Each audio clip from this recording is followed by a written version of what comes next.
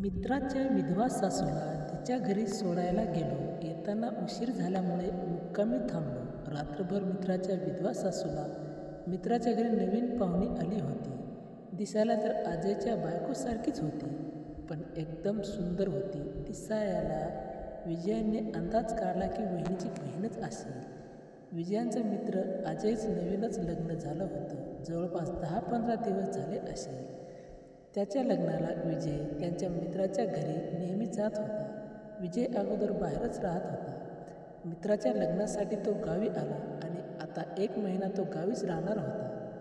त्याच्या मित्राचं लग्न झालं. आता त्याला वाटायचं की आपलं पण लग्न व्हायला पाहिजे. अजयच्या घरी नवीन पाहुणी आलेली बघून विजय लगेच अजयच्या घरी गेला. त्याला वाटलं की ती पाहुणी अजयच्या बायकोची बहीण असेल, त्यामुळे त्याने नजर काही तिच्यावरून हटेना. नंतर तो अजयच्या बायकोजवळ गेला आणि तिला म्हणाला, "वहिनी, तुमची बहीण आहे का ही?" अजयची बायको विजयाला म्हणाली, "नाही, ती माझी मामी आहे." विजय तर शॉकच झाला होता, कारण अजयची सासू तर त्याच्या बायकोच्या वयाची वाटत होती आणि आतापर्यंत विजय मित्राच्या सासूवर नजर ठेवून होता. तो अजयच्या बायकोला म्हणाला, "वहिनी, तुम्ही खरं बोलत आहात का? ती तुमची मामी आहे, असं कसं होऊ शकतं?" अजयची बायको म्हणाली, "हो, खरंच आहे, माझी मामी आहे ती." अगोदर तर विजयला विश्वास बसेना. नंतर त्याने त्याच्या मित्राला विचारलं, तेव्हा त्याला पटलं. अजय त्याला म्हणाला, "ती माझी सासू आहे आणि ती विधवा आहे. त्यांना एकच मुलगी आहे, फक्त माझी बायको." विजयला समजलं, तरी पण तो मित्राच्या सासूच्या मागे लागतच राहिला.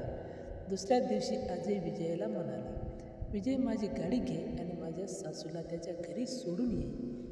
विजय मित्राच्या सासूला सोडायला गेला आणि रस्त्याने तो मित्राच्या सासूला म्हणाला, "तुम्ही अजयच्या सासू आहात यावर अजून माझा विश्वास बसत नाही आहे." अजयची सासू म्हणाली, "का बरं विश्वास बसत नाही?" विजय म्हणाला, "तुम्ही किती सुंदर दिसत आहात आणि किती तरुण आहात." अजयची सासू म्हणाली, "त्यामुळेच तुमची नजर माझ्यावर होती का?" विजय थोडा शरमला, कारण मित्राच्या सासूला समजलं होतं की विजयची नजर त्याच्यावर आहे. विजय तर थोडा वेळ काहीच बोलला नाही. विजयला शांत बघून अजयची सासू म्हणाली, "अहो, काही हरकत नाही. तुमचा गैरसमज झाला असेल आणि तसं मग मला नवऱ्याचं प्रेम खूप कमी भेटलं." मित्राची सासू विजयला असं बोलू लागली होती की ती विजय जाणून इशारा देत होती की तिला ती कमी जाणवत आहे, कारण ती विधवा होती. घरी पोचल्यावर उशीर झाला होता. मित्रांची सासू विजयाला म्हणाली, "खूप उशीर झाला, तुम्हाला परत जायला रात्र होईल. आज थांबा मुक्कामी इथेच." विजय अगोदर नाही बोलला, पण मित्राची सासू त्याला म्हणाली, "माझं नाही ऐकणार का?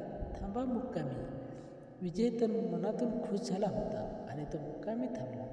रात्री दोघांमध्ये खूप जवळीक वाढली आणि सकाळी जेव्हा विजय परत निघाला तेव्हा मित्राची सासू त्याला म्हणाली, "येत जा कधी कधी भेटायला, वेळ मिळाला तर."